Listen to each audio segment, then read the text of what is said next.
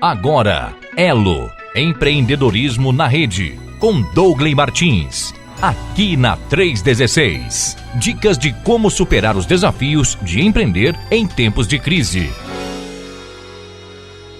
Como dizia o maluquinho, o tempo não para, meu irmão. E a gente está aqui nesta terça-feira, hoje, 1º de novembro de 2022, com o meu amigo Douglas Martins, como toda terça-feira, no nosso Elo Empreendedorismo Conectado, né? E, claro, ele já diretamente, acredito eu que de Curitiba, já está aqui junto com a gente. Não é isso, Douglas? Bom dia, querido, tudo bem? Seja muito bem-vindo. Bom dia, meu amigo, bom revê-lo aí depois de uma semana intensa, né? Muito bênção, foi bênção demais aquele tempo lá em Vitória, né? Foi uma bênção muito grande. Prazer revê-lo, reencontrá-lo. Também um prazer enorme falar com nossa audiência, o pessoal que nos acompanha, aqueles que vão ver depois o programa gravado, né? Também um privilégio, direto de Curitiba, como eu estava brincando com um amigo, Albert, que mora lá, né? Acabei encontrando com ele na sexta-feira à tarde, fomos com a esposa dele também lá tomar um lanche à tarde. Foi muito bom também reencontrá-lo, o Rossi, a Gabi. Saímos de Vitória com 30 graus, chegamos em Curitiba com 12 graus. Isso é que é coisa boa, né? Rapaz, a Vitória estava quente, né? Tava bom, tava gostoso. Tá. Muito vento, né? Muito vento. E então, assim, para a galera que veio do frio, você chegou, tava 12, que você falou? Em Curitiba, chegamos aqui já no início da noite, né? Ali para perto das 20 horas, 12 graus. Já estava no padrão curitibano, né? Meu Deus, ai, ai. Então aí sair desse calorzão e vai para Curitiba, aí é bom demais. Bom, mas e aí? E o que você achou do Multiplique, meu irmão? Bênção demais, né? Incrível, incrível, bênção demais e muito mais do que só bênção demais, né? Uma oportunidade tremenda da gente encontrar tanta gente boa trabalhando, ministrando, construindo, avançando, o evangelho avançando o Brasil afora. Isso é um negócio de aquecer o coração. Quem não saiu de lá com o coração aquecido, ou não foi no mesmo endereço que eu fui, né? Tantas histórias incríveis, testemunhos. A história do rádio, Albert, que a gente contou na rede, né? E depois o testemunho lá, durante o Multiplique, daquele rapaz, fugiu o nome dele agora. Carlos André e Maílson, né? Do Maílson e do Carlos André, né? O dono da oficina e o rapaz que se converte ouvindo rádio à noite, preparando as drogas ali, né? Envolvido com tráfico, essas coisas. Rapaz, o poder de Deus, o poder da palavra de Deus é um negócio que não dá para você brincar. Verdade, meu irmão, verdade. E então, assim, foi bênção demais. A gente conheceu tanta gente. Ainda há pouco o pastor Eude Cabral, lá de Goianinha, né, lá no Rio Grande do Norte, que foi um dos preletores, né, mandou recado aqui na rede também, está ouvindo a rádio lá e está plugado com a gente, mandou recado aqui na rede também, né? E já passou por aqui também a Sueli Nogueira, que está lá acho que é Saquarema, não, em Duque de Caxias, né? Que ela foi com o povo lá de Saquarema. Tinha uma turma do Rio, bastante gente do Rio lá. Campos dos Goitacazes, né? O testemunho lá do pastor Isaías, se não me falha a memória. Isso, Isaías. Creio que era Isaías, pastor Isaías. Né? A igreja crescendo num ritmo incrível, é isso aí, é o poder de Deus. O evangelho de Jesus é o poder de Deus para transformar a vida de todo aquele que crê. Maravilha demais. Bom, Douglas, então hoje nós vamos falar sobre o quê, meu irmão? Hoje vamos falar sobre administrar e orientar as pessoas, né? A importância de a gente trabalhar essa questão da orientação e da administração das informações, como elas podem contribuir no desenvolvimento, no desempenho das nossas organizações. Nós vamos ter uma série agora em novembro, Welber, que vai tratar sobre caráter, sobre como que eu faço para resgatar o caráter de alguém que eventualmente desviou, né? Está ali na nossa organização, cometeu um pequeno desvio. Como é que nós podemos resgatar o caráter, a integridade? Vamos trabalhar um pouco essa dobradinha, né? Caráter e integridade. Será um mês de conteúdos incríveis aí. Maravilha, então tá certo. Então, meu irmão, vamos lá, vamos para a introdução aí desse negócio, né? Vamos ver aí o que é que E aqui Deus vai falar conosco mais uma vez, com todos os empresários, meu irmão. Porque aqui, você está pensando o quê? Que é só, que vai ser só palavras para os empresários? Tem uma pancada de gente que fica aqui e é muito abençoado com essas analogias, né, que o Dom sempre traz à luz da Bíblia, aquilo que ele quer responder aqui para a gente. Então, Dom, por favor, querido, fique à vontade. Obrigado, Elber. Vamos lá, eu separei o texto de Efésios, capítulo 4, nós vamos ler 2 trechos desse texto, que é um texto longo, mas que é uma bênção na nossa vida, né?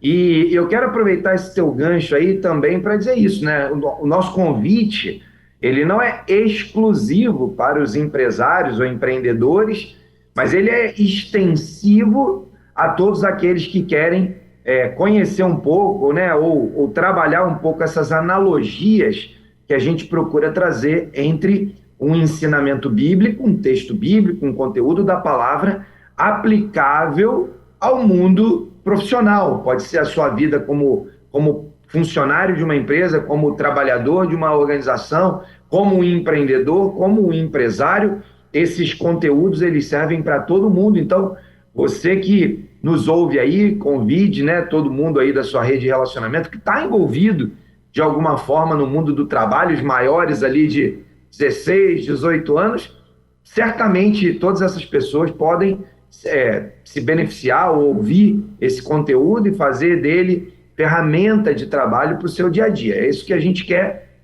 colocar à disposição do máximo de pessoas possíveis ferramentas que produzam melhoria e impacto na vida de pessoas e, principalmente, ajude a transformar a realidade da vida dessas pessoas que Deus colocou ao nosso lado. Nosso ministério no mundo do trabalho é fazer com que pessoas possam encontrar Jesus através do nosso testemunho, daquela nossa dinâmica do dia a dia do trabalho, né? Então, essa é a nossa missão aqui, colaborar com você com ferramentas para que você possa ser bênção na vida de outras pessoas. Então, vamos lá, Efésios capítulo 4, do versículo 1 ao 3 primeiro, vamos então começar com esse trecho.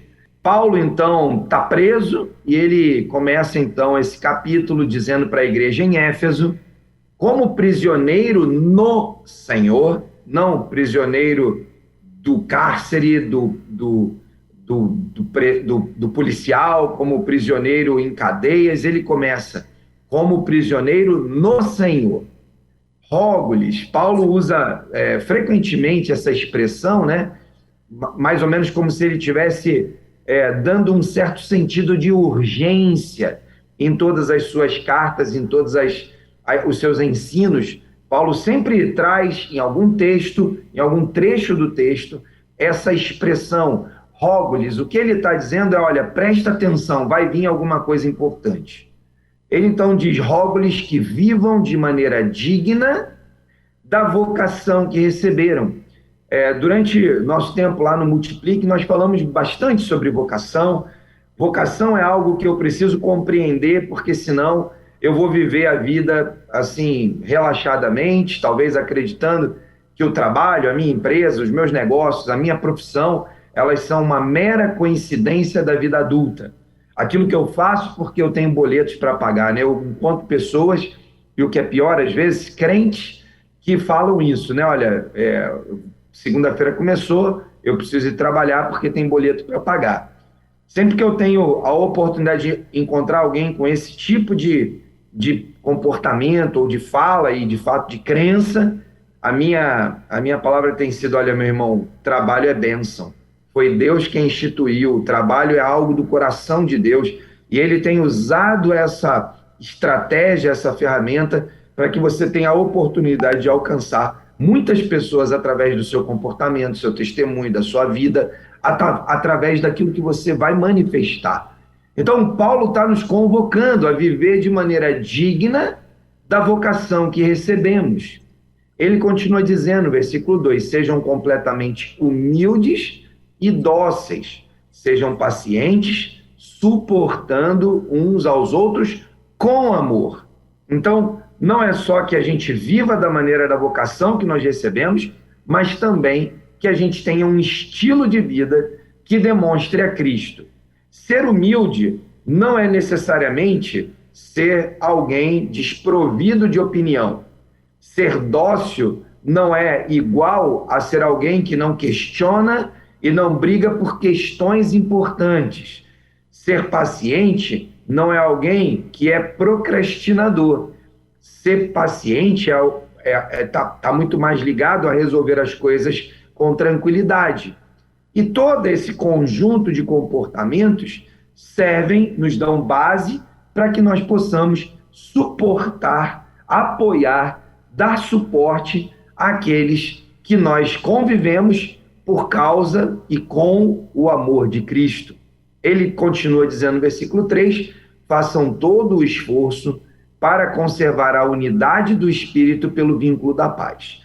E eu vou saltar agora para o versículo 11, 12 e 13, que diz assim, e ele designou uns para apóstolos, outros para profetas, outros para evangelistas e outros para pastores e mestres, com o fim de preparar os santos para a obra do ministério, para que o corpo de Cristo seja edificado até que todos alcancemos a unidade da fé e do conhecimento do Filho de Deus e cheguemos à maturidade, atingindo a medida da plenitude de Cristo. Esse texto, do versículo 11 até o versículo 13, até o 14 em diante, a gente vai ouvir Paulo falando conosco a respeito dos dons ministeriais, aqueles dons que foram constituídos pelo Espírito Santo, constituídos por Deus, né, ministrados sobre a vida daqueles apóstolos e, naturalmente, por consequência, na vida daqueles que têm se dedicado ao ministério, né? Então, dons ministeriais são aqueles que são manifestados durante o nosso ministério. E ele vai, então, levantar ali 5 dons que fazem parte da vida daqueles que se separaram, atenderam o chamado, cumprindo a vocação de Deus para o ministério. E o ministério pode ser exercido lá na igreja local, como a maioria de nós conhecemos, nossos pastores, líderes das nossas igrejas. Ele pode ser exercido lá no campo missionário, quando, né, pessoas são chamadas e vocacionadas a irem ao mundo missionário no campo. Ele também pode ser usado, o ministério pode ser exercido no mundo do trabalho, que é esse ambiente onde nós temos aqui semanalmente, né, trabalhado, discutido, conversado a respeito de como eu me posiciono, então, vocacionado que sou para o mundo do trabalho, exercendo um ministério legítimo para o qual foi o próprio Deus que nos chamou. E lá na lista de dons ministeriais, nós vamos encontrar 2 dons, na minha opinião, isso é uma opinião exclusiva minha, né? Como todo mundo já sabe, eu tenho trazido aqui sempre uma opinião que tem a ver com aquilo que eu creio, estudando a palavra, discutindo com pessoas, lendo e tentando entender os textos bíblicos. Eu creio que há ali naquele rol de 5 ministérios, 2 que são tremendamente, perfeitamente aplicáveis ao mundo do trabalho, e eles são o dom de evangelista e o dom de pastoreio. Por quê? Porque o dom de evangelista, ele trata do aspecto daquelas pessoas que anunciam o evangelho, que proclamam o evangelho, que levam as boas novas.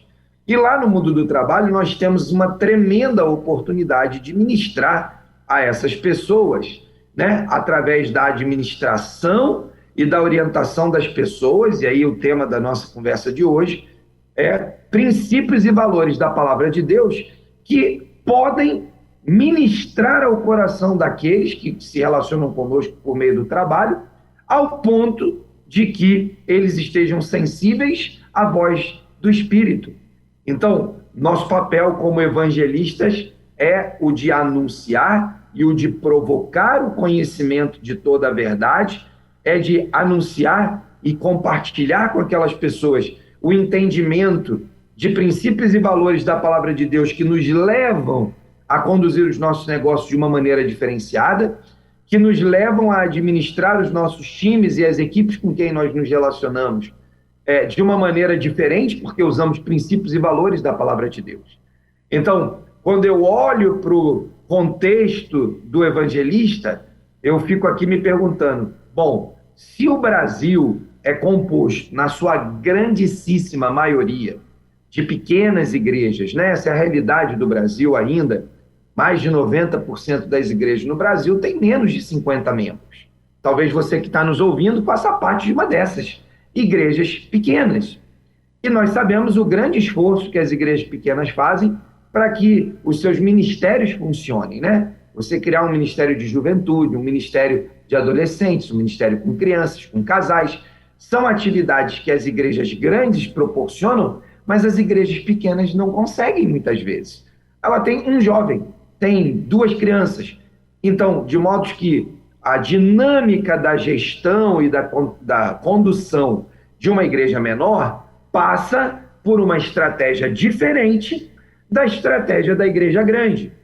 E quando eu olho para isso e penso que há muitos empreendedores, empresários espalhados pelo Brasil, que a sua própria empresa tem mais de 50 funcionários.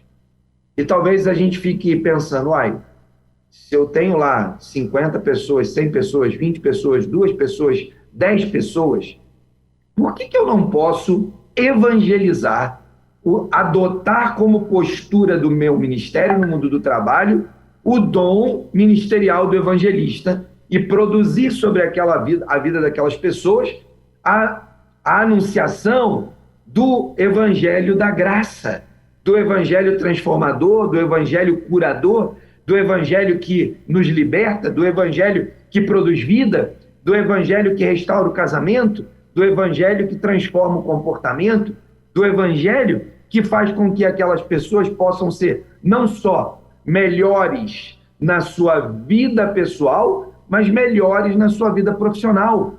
A transformação de dentro para fora, a transformação que o evangelho produz na vida de alguém, faz com que ela tenha uma atitude, ou devesse ter. Talvez você esteja aí pensando, mas eu conheço crentes que não são assim. Eu também conheço. E não se espante por isso.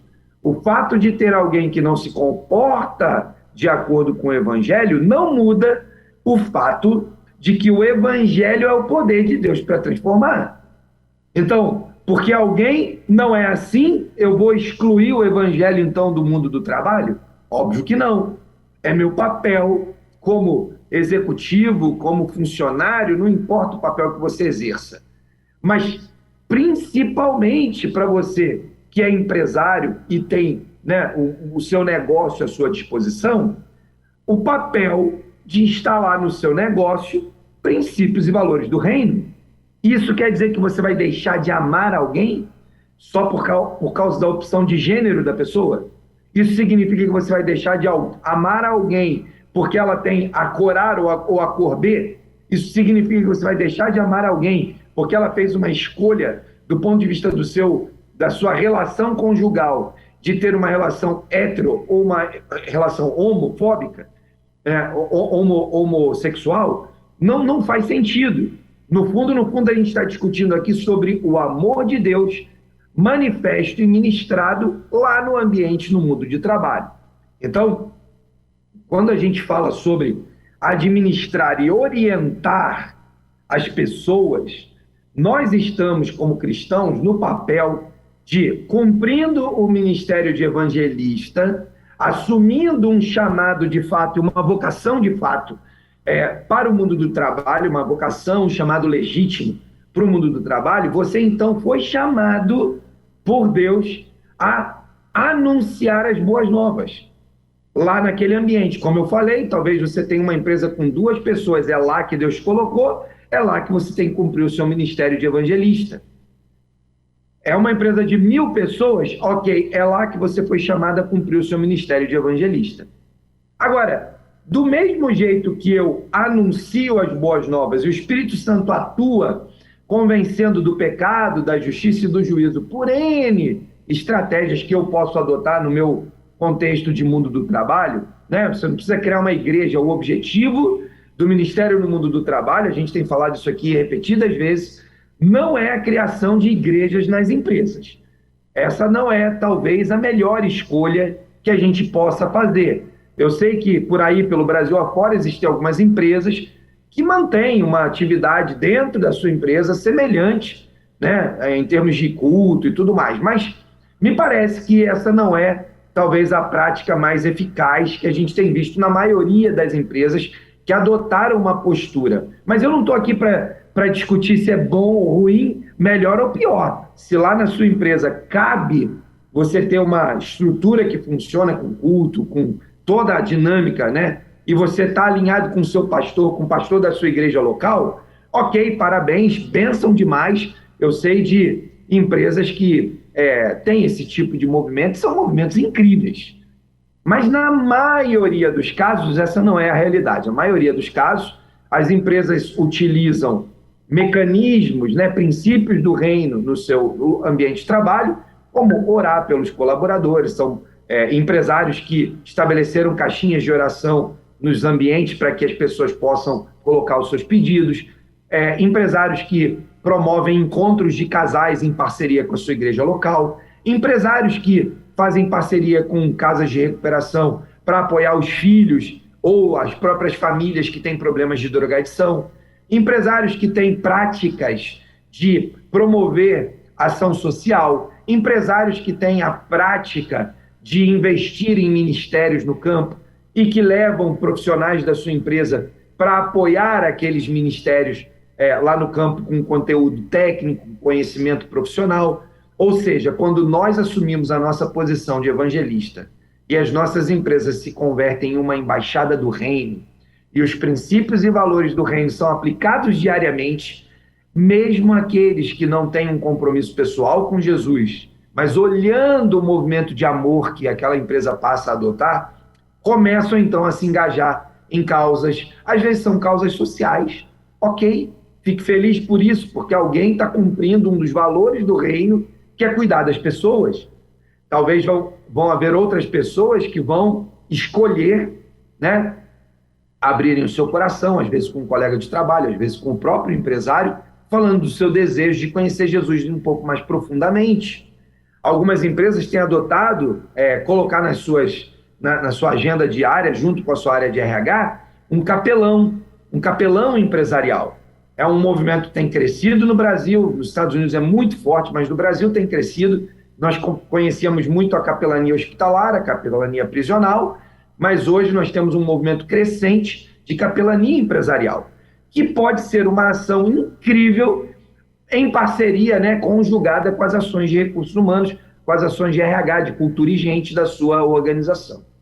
De modo que, olhando para o meu ministério de evangelista no mundo de trabalho, então meu papel é criar mecanismos, oportunidades, estratégias para ofertar as boas novas. Do outro lado dessa dupla que eu tenho chamado, né, e falado com os empresários, do outro lado eu tenho o ministério de pastoreio. Então, à medida que aquelas pessoas são confrontadas com o evangelho, o que acontece? Ela pode passar por uma experiência de reconhecer Jesus como Senhor da sua vida. E aí, o que eu faço? Então, tem uma etapa do processo de pastoreio que você precisa cumprir a partir da empresa, porque essa pessoa ainda não está conectada, talvez, numa igreja local. Então, é a hora que você vai discipular de alguma forma, às vezes no próprio ambiente de trabalho, às vezes levando para casa, ou indo na casa, ou indicando para algum discipulador para fazer esse trabalho. Um segundo passo é levar para um pequeno grupo, né? Convidar para ir na sua casa, na reunião de um pequeno grupo, multiplicador, de um PGM. O próximo passo pode ser ir com essa pessoa numa agenda, né, na sua igreja, e aos poucos você vai inserindo essa pessoa no corpo de Cristo. Ela foi inserida quando teve o encontro com Jesus no corpo de Cristo universal, né? Na igreja universal de Deus, não aquela da placa, mas aquela espiritual, né? Aquela pessoa foi integrada no corpo de Cristo do universal, e agora você vai levá-la a integrar o corpo de Cristo local, a igreja local, né? E talvez ela se sinta bem lá na sua igreja, talvez ela se encaixe melhor em uma outra igreja. Então, normalmente, o ministério no mundo do trabalho e as empresas que adotam esse tipo de comportamento, os profissionais que assumem uma postura de ministério na sua empresa, eles precisam ter essa visão que talvez, ao ao terem um encontro com Jesus, aquelas pessoas vão se adaptar melhor no lugar A ou no lugar B. Naturalmente, você deve acompanhá-la, né? Buscando fazer com que ela se integre num lugar onde ela se sinta bem, acolhida e possa integrar o corpo de Cristo na igreja local. De modo que isso acaba se convertendo em uma ferramenta de ministério da igreja local, só que ela está sendo aplicada lá no ambiente do mundo do trabalho. Quando eu penso em administrar e orientar pessoas, eu estou pensando sempre nesses dois pilares do chamado e da vocação para o mundo do trabalho, do ministério no mundo do trabalho, o evangelismo e o pastoreio. Só que a consequência disso, Elber, é que nós vamos ver pessoas mais engajadas nas atividades empresariais. A consequência de alguém que entendeu o amor de Cristo, que compreendeu os princípios e valores do reino, é que ela acaba sendo alguém que no mundo do trabalho, lá no ambiente de trabalho, ela acaba tendo um comportamento e uma adequação cada vez melhor e maior, de modos que você tem ganhos de todos os lados, ganhos eternos e ganhos temporais, ganhos eternos e ganhos na operação do seu negócio, ganhos eternos e alguém que, a partir de então, não só tem ganhos para a sua organização, mas tem ganhos pessoais. Sua família pode ser transformada e aquela pessoa vai crescer e vai se desenvolver à medida que ela vai adquirindo conhecimento e desenvolvendo princípios e valores do reino na sua vida. Eu vou concluir aqui, Welber, aqui a final aqui, dizendo o seguinte, né? Quando Paulo escreve a igreja em Éfeso, e ele se coloca nessa condição mais humilde, né?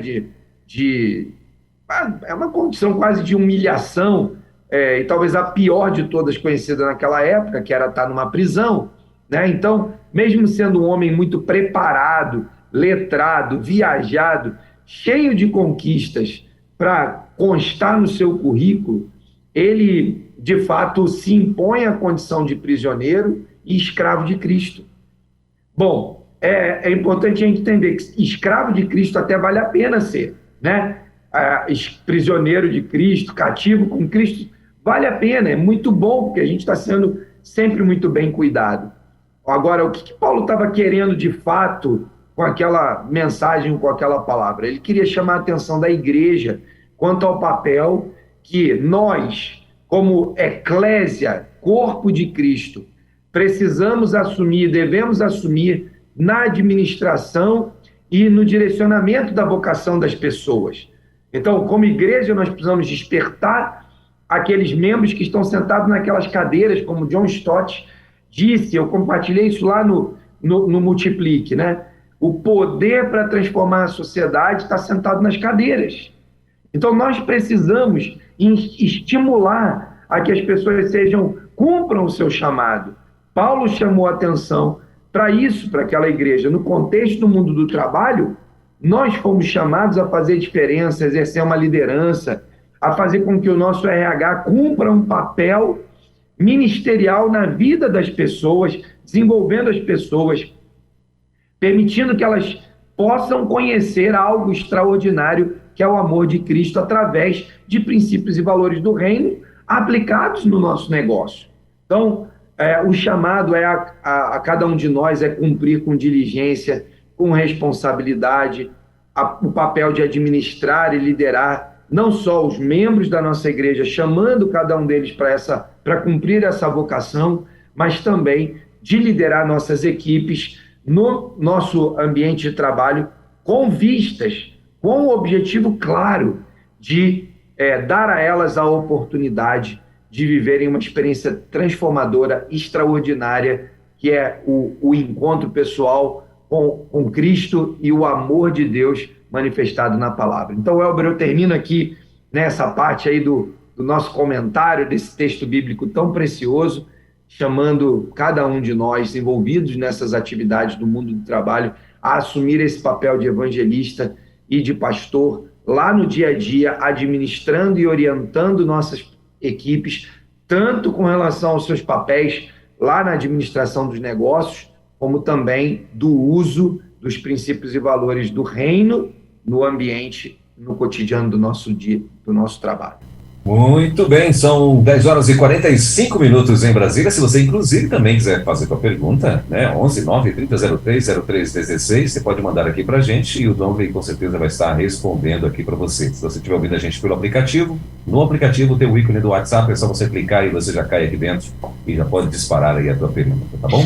Bom, Douglas, então aqui temos perguntas já aqui para você e a primeira dela diz o seguinte: Douglas, você acha que um empresário, né, ele deve pedir ajuda interna ou externa quando for precisar orientar de repente aí um time de líderes? Excelente pergunta. Seja um empresário, seja um líder de equipe, qualquer uma dessas pessoas deve procurar apoio se sentir incapaz de dar as orientações. Isso é da natureza do jogo, do mundo profissional. No ambiente profissional, nós sempre buscamos esse tipo de apoio. Então, você pode se apoiar na sua área de recursos humanos, você pode se apoiar no seu time de liderança, aqueles que estão ligados diretamente a você, você pode se apropriar da expertise, da experiência de alguém que está acima de você, às vezes um líder que está para cima, né? Então procure orientação. Agora, se essa questão está mais ligada ao tema espiritual e do reino, você deve se aconselhar com o seu pastor, você pode se aconselhar com bons livros, você pode se aconselhar com bons mentores que te ajudarão a enxergar esse cenário, né? Então, questões técnicas, se aproprie de pessoas com conhecimento técnico. Questões do mundo espiritual, questões ligadas ao reino e a aplicação dele, se aproprie de orientações de pessoas que têm o domínio, o conhecimento da palavra. Então, seja num cenário ou seja no outro, é fundamental. A Bíblia diz que na multidão de conselheiros, né, Provérbios nos diz isso, há sabedoria. E eu não creio que a Bíblia erre, nunca. Eu creio 100% no que a Bíblia diz e um dos conselhos que nós temos é procurar conselheiros. Maravilha. Bom, 10 horas e 47 minutos. A próxima pergunta aqui, Douglas, é a seguinte. Você é ansioso e até impulsivo para lidar com as pessoas do seu time ou consegue ouvir as histórias e formar uma opinião? Legal, legal. Essa também é uma boa pergunta, né? Eu estou entendendo o seguinte: se alguém é ansioso, né? Aquela pessoa que talvez seja mais ansiosa, que tem a tendência de ouvir e rebater, né? Não gasta um minuto refletindo, não pensa, né? Eu poderia citar aqui uma dezena de textos bíblicos para ajudá-lo, né, a pensar o seguinte, né? A ansiedade não produz bons resultados. A Bíblia, quando Paulo, vamos usar Paulo aqui, né? Um dos textos que para mim é muito precioso. Paulo, quando ensina aos filipenses como é que eu lido com a ansiedade, ele diz: não andeis ansiosos por coisa alguma. Essa é a recomendação dele. Mas ele não para aí, né? Ele não para dizendo: olha, não pode ser ansioso, não deve ser ansioso, não seja ansioso. Ele traz uma receita muito eficaz, que eu tenho aplicado na minha vida, né? Ele diz: não andeis ansiosos por coisa alguma, antes. Aí ele para e fala: bom, peraí, deixa eu dar aqui então para você a receita. Antes, sejam conhecidas diante de Deus as vossas preocupações, petições, ansiedades, os vossos problemas. Eu poderia ali listar uma série de adjetivos, né, de sinônimos para aquela expressão que Paulo está usando ali para os filipenses, né? Antes sejam conhecidas diante de Deus as vossas preocupações, as vossas petições. E aí ele dá uma escala de hierarquia para que você lide com isso. Porque é muito fácil dizer para alguém que é ansioso: não fique ansioso, não é? Para quem está de fora, é muito mole dizer isso. Fácil demais. Agora, se coloca lá na posição do cara, não é simples. Às vezes são ansiedades legítimas. E a ansiedade, em certa forma, é um mecanismo do nosso organismo que ele precisa ser controlado. A ansiedade, como dizem os psicólogos, é excesso de futuro, não é? Ansiedade é excesso de futuro, assim como eles dizem que depressão é excesso de passado, né? Então, lidar com essas questões da ansiedade significa como eu olho para o futuro. Então, no mundo do trabalho, a ansiedade é algo permanente. Por quê? Porque cada minuto, cada dia que nasce, junto com ele as misericórdias do Senhor se levantam toda manhã, mas as novidades também se levantam. E ao se levantarem, muitas pessoas deixam aqui as misericórdias bem paradas aqui de manhã e elas acabam indo com muita facilidade para o mundo das ansiedades. Como é que então eu posso tratar esse assunto e como é que eu lido com essa história de excesso de futuro? Bom, nós recentemente agora passamos domingo por eleições, muitas pessoas ansiosas de parte a parte, né? E agora, como é que eu lido com isso? A escolha feita e as decisões tomadas estão postas. Como é que eu lido com isso, né? Ansiedade. Então, o tempo todo, quem está envolvido no mundo do trabalho lida com esse tema da ansiedade. Então, é importante eu entender isso e não permitir que a minha ansiedade produza decisões impulsivas. É importante que a minha ansiedade não me faça tomar decisões precipitadas. O fato, então, é que Paulo continua dizendo, olha, então, sejam conhecidas de Deus, diante de Deus as suas preocupações, as suas ansiedades, as suas petições, através, e aí ele começa. Primeiro ele diz das orações. A ideia central, né, dessa expressão dessa palavra ou desse texto é há uma gradação que você precisa cumprir, né, diante de Deus. Orar, ou seja, algo que você coloca diante de Deus naturalmente nas suas demandas diárias. Depois você tem um outro aspecto da sua relação com Deus em relação à ansiedade, preocupações e petições, que é a súplica. Súplica é um degrau um pouquinho, talvez um degrau acima, né, da ideia original de oração. Então você ora, agora você sobe o tom, né? Suplica, ou seja, Deus, eu realmente não estou conseguindo controlar isso aqui. Só que olha que interessante, Paulo não diz aos filipenses que o terceiro degrau agora é arranque os cabelos, pule da ponte, né? Coisas que às vezes a gente ouve quando a situação perde o controle. O que ele fala? Ele diz, olha, ore, suplique, agora ele termina dizendo, agradeça. Então, através da oração, súplica e ações de graças. Então, você orou, beleza, a ansiedade, a preocupação está lá. Você suplicou, a sua ansiedade, a sua preocupação está lá. Então, agora, meu irmão, descansa no Senhor, porque as misericórdias se renovam a cada manhã e elas são a razão, a causa de nós não sermos consumidos. Logo, então, se você está no meio dessa ansiedade toda, orou, suplicou, o problema não resolveu ainda, é hora de gratidão, é hora de ações de graças. Por quê? Porque isso demonstra aonde você deposita a sua confiança.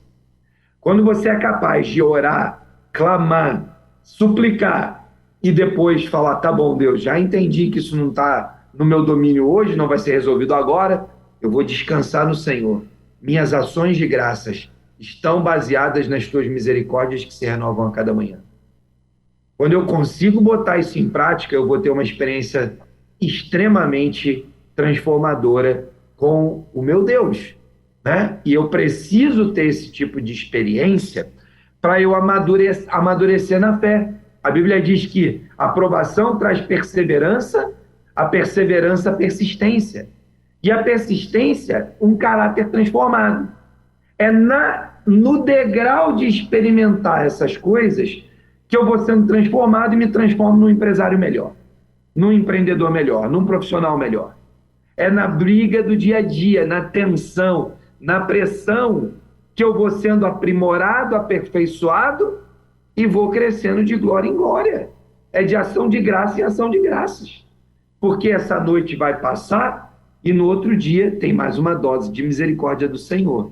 Então, de modo pragmático, se você é ansioso, impulsivo, para lidar com pessoas no seu time, a minha recomendação é, cara, antes de explodir, antes de qualquer coisa, coloque diante de Deus o seu problema.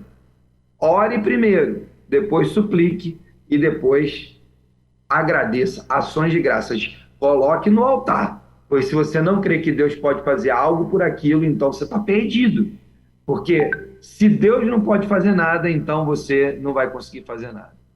Então, Elber, é isso. Eu creio que há aí espaço para que o nosso testemunho, o nosso ministério, seja ainda mais profícuo quando eu pego princípios e valores do reino e aplico, então, nessas questões do dia a dia que envolvem a ansiedade e a impulsividade que às vezes podem acontecer com qualquer um, até com aqueles mais controlados. Muito bem,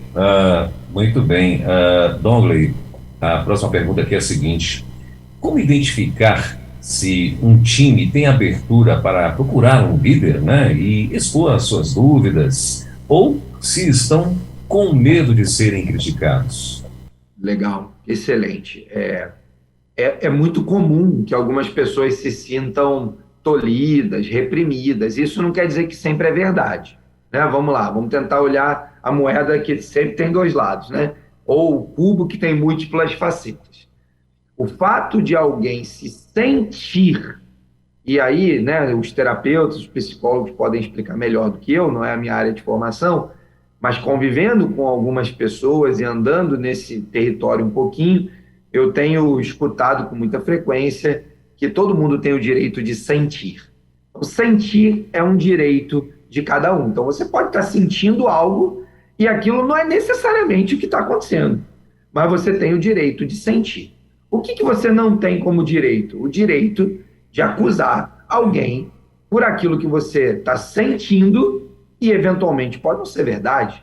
Então, normalmente, o que eu tenho dito para pessoas que têm esse tipo de característica, que sentem mais do que as outras, né? São mais emocionais, têm uma predominância no seu comportamento que vem do aspecto das emoções, é que você tenha alguém na equipe, ou alguém no seu time, ou algum colega de trabalho, em quem você confie e que você faça acordos com essa outra pessoa, dizendo o seguinte: olha, o dia que você perceber que eu estou extrapolando, você me dá um alerta.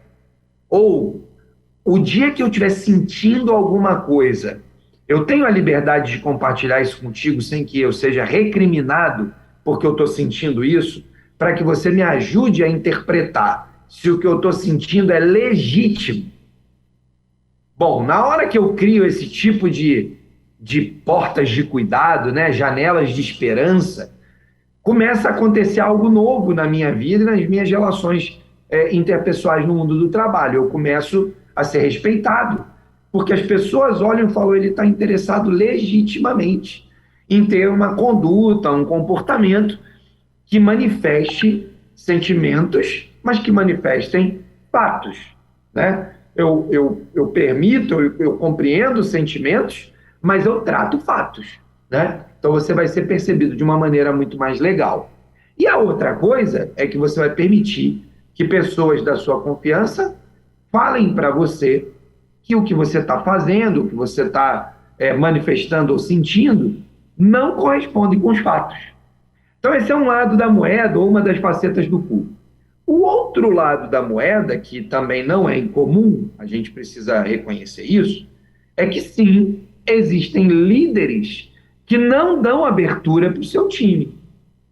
Só que olha a vantagem de você construir pontes dentro da organização. É que na hora que você estiver manifestando esses sentimentos, o que vai acontecer naturalmente com você e com aquelas pessoas que você se relaciona e criou esse vínculo de confiança? Aquelas pessoas vão poder dizer: isso é fato, isso é sentimento. E quando aquilo for um fato, o time tem mais força para, em conjunto, ajudar aquele líder ou aquele colega de trabalho que está conduzindo uma decisão baseada apenas nas suas emoções e não está dando a liberdade dos outros compartilharem. E o que isso faz? gera um processo de transformação. Então, o fato de nós termos esse tipo de espaço organizacional, onde há confiança entre uma ou duas pessoas, talvez você não vai ter esse espaço com 100% das pessoas. Eu sempre costumo dizer o seguinte: seja zeloso, cuidadoso ao escolher esse parceiro com quem você vai compartilhar suas emoções. Nem todo mundo tem a maturidade de ouvir determinadas coisas e saber, né, lidar com aquilo. Então, cuide com quem você compartilha alguma coisa. Isso é a mesma coisa para os segredos, né? Você tem coisas que você não quer compartilhar com ninguém, é você e Deus. Mas você precisa compartilhar com alguém para que ele ore por você, ore contigo. Então, escolha bem, tenha o cuidado de escolher bons conselheiros, para não correr o risco de aquilo se tornar uma fofoca, porque alguém foi lá e espalhou aquela sua preocupação, aquele seu sentimento, aquela sua ansiedade. De modo que esse ambiente em que há pessoas que apoiam as outras e geram um ambiente de confiança, provavelmente construirão ou destruirão barreiras. Construirão barreiras contra a arrogância, contra o autoritarismo, né? E gerarão um ambiente favorável, ou destruirão barreiras de pessoas que se põem nessa posição de que só eles detêm a verdade e não há um diálogo profissional, um diálogo empresarial. De modo que é importante que haja esse tipo de dinâmica, de diálogo, de compreensão, e que a gente possa, então, com isso, romper essas barreiras para que a gente possa, então, desenvolver, né, uma relação profissional adequada. Há ainda uma outra faceta, que é a faceta daqueles que reconhecidamente são líderes autoritários. O grupo reconhece, o grupo se autossuporta, o grupo se apoia, e a gente precisa, então, encontrar canais para que esse tipo de conversa aconteça. Não dá para você simplesmente transformar, né, a relação empresarial numa relação de anarquia, mas você precisa tentar encontrar portas. Talvez a porta seja o RH, talvez a porta seja um outro líder, par daquele, que tenha mais acessibilidade, e aí você tem alguém daquela equipe que está ali, né, que compartilha com você, e talvez seja oportuno compartilhar e pedir àquele outro líder que faça algum tipo de intervenção, de apoio, de intercessão. Então, o nosso mecanismo não é a guerra. O nosso mecanismo são as relações de diálogo e as relações de influência. No mundo do trabalho, é necessário que você exerça um papel de influência para que mais pessoas tenham a oportunidade de dialogar. Eu não estou dizendo aqui que uma empresa vai ser uma estrutura anárquica ou ainda uma estrutura horizontalizada em 100%. Isso é uma utopia que basicamente só existe nos cadernos, nos livros. Né? Essa história de organizações descentralizadas, isso na prática não funciona. A gente sabe que tem uma série de debates em torno disso, eu não estou aqui discutindo a viabilidade de se debater contextos, questões, né, e novas teorias, eu sou a favor disso. Quem me conhece sabe da minha mente sempre disposta ao contraditório, à discussão, ao diálogo, mas o fato é que hoje ainda as organizações demandam estruturas, porque no final da linha alguém precisa assumir algum tipo de responsabilidade diante do fracasso ou do sucesso. A gente precisa, né, ter decisões precisam ser tomadas em algum momento do desencontro das opiniões. Quando há unanimidade, ok, está ótimo. Seja na unanimidade a favor ou seja unanimidade contra, está ótimo, bem mais fácil. Mas a grande maioria das vezes, assim como a gente viu nas eleições, metade do país pensa e espera um determinado tipo de comportamento, e outra metade espera e pensa em outro tipo de comportamento.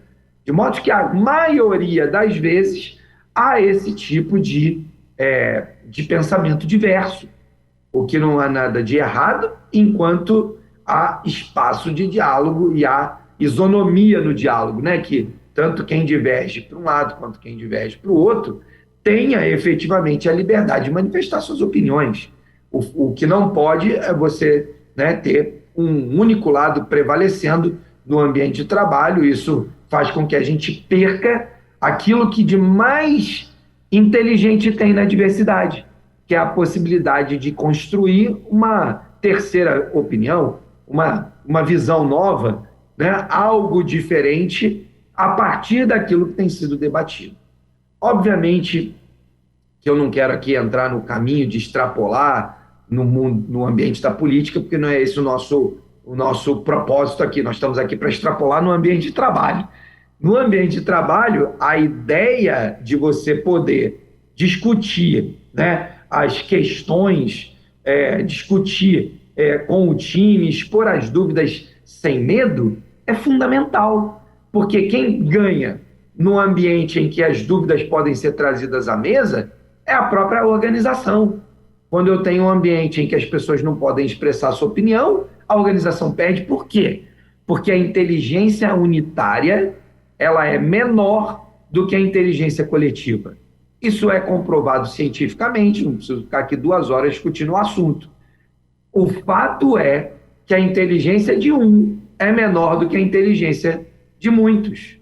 Isso, se não é óbvio por definição, né, é óbvio do ponto de vista da ciência. O maior número de saberes constrói uma solução mais eficiente. Perspectivas diferentes enxergam o todo. Perspectiva única enxerga uma parte. Então é isso, Elber. Eu creio que sim, há na realidade dos fatos, no dia a dia das organizações, existem muitas organizações autoritárias, líderes autoritários, departamentos autoritários, mas o que eu tenho a dizer é que essa organização, esse líder, esse departamento só perde. Ele tem mais a perder no autoritarismo do que a ganhar no ambiente onde não há medo de expor as dúvidas ou as diversidades. E isso, construído com respeito, pode trazer um baita, tremendo crescimento organizacional. Muito bem, 11 horas e 7 minutinhos, Dongley, o nosso querido pastor Eudes, né, pastor Eudi, na verdade, não é Eudes não, é Eudi, Eudi Cabral, lá de Goianinha, no Rio Grande do Norte, ele está dizendo assim, foi muito bom conhecer o Dongley, ele estava lá, ele foi um dos nossos preleitores, né, e lá no Multiplique. E ele está falando aqui que foi muito bom te conhecer lá e estão todos ligados na Rede 316. Benção, pastor Eude. Olha, Rio Grande do Norte, terra maravilhosa, nós somos fã, eu e minha esposa gostamos muito de ir até aí em Natal, né? Mas a minha provocação é movimente sua cidade, vamos espalhar esse desejo de mais e mais empreendedores envolvidos com o projeto de expansão do reino através do Ministério no Mundo do Trabalho. Muito bom saber que você está aí com a gente. Privilégio, conta comigo aí se precisar de algum apoio aí na região. Maravilha. Bom, Dongley, eu acho que aqui nós não temos mais nenhuma pergunta, pelo menos por enquanto, né? Normalmente o pessoal às vezes manda alguma coisa depois, se chegar a gente manda para você, né? E no próximo programa você responde aqui para a gente. Tem mais alguma coisa que você gostaria de acrescentar? Não, só aí reforçar, né? Nossas próximas agendas. Então, semana que vem vamos falar sobre o caráter, a importância de trabalhar o caráter de uma equipe. Depois, na outra semana, trabalhar aqueles que, por algum problema, desvio de caráter, precisam ser resgatados, né? Então, 2 semanas vamos falar sobre esse tema do caráter, tão importante na atualidade, tão importante no mundo dos negócios. E depois vamos ter mais 2 semanas falando sobre integridade. Então, uma sequência aí de 4 próximas semanas atuando profundamente nesse tema do caráter e da integridade. Então, divulgue aí na sua região, nas suas redes, né, para que o pessoal venha para a Rede 316 acompanhar o programa do Movimento Elo, Empreendedorismo Conectado. Tem sido um privilégio servir ao Senhor, servindo a igreja, servindo a Rede 316, através aí das nossas, né, ondas do rádio e dos nossos vídeos aí agora disponíveis para todo mundo. Maravilha. Dongley, obrigado, querido. Deus abençoe. Uma ótima semana para você. Semana que vem, então, continuaremos, né, a nossa série de ministrações aí com o Douglas Martins, imperdível, como ele falou, avisa todo mundo aí, se organize para que você possa estar aqui conosco. E lembrando que vai estar aí também esse bate-papo com o Douglas, além de estar lá no YouTube, vai estar também em todas as plataformas aí, né, de podcasts e por aí vai. Já daqui a 1 hora já vai estar esse bate-papo em todas essas plataformas, né? Então, muito bom. Ô, Elber, eu esqueci aqui só mais um aviso que eu acho que é legal. Nós estamos preparando aí uma surpresa para os próximos dias. E provavelmente teremos aí em breve convidados aqui, talvez, né? Um empresário vem contar o testemunho dele, né? Estamos pensando aí em como que a gente pode, né, pelo menos uma vez por mês, fazer com que essas aplicações que a gente trabalha aqui sempre possa ser testemunhado de forma prática por um desses empreendedores que a gente se relaciona Brasil afora aí, né? Muitas pessoas já engajadas nesse movimento de empreendedorismo no reino, empresas do reino, com princípios e valores do reino. Então, estamos preparando aí. Quem sabe ainda em novembro teremos o primeiro convidado aí, né, nos acompanhando aí nesse projeto. Maravilha, então tá aí, ó, mais uma, né, algo que vai estar aí com certeza edificando muito o povo que vai estar também ligado aqui na Rede 316. Douglas, obrigado, querido. Deus te abençoe, ótima semana e até terça-feira, permitindo Deus. Amém. Semana abençoada aí para todo mundo. Um abraço. Elo, empreendedorismo na rede, com Douglas Martins. Baixe agora os podcasts em nossa plataforma rede316.com.br. Dicas de como superar os desafios de empreender em tempos de crise.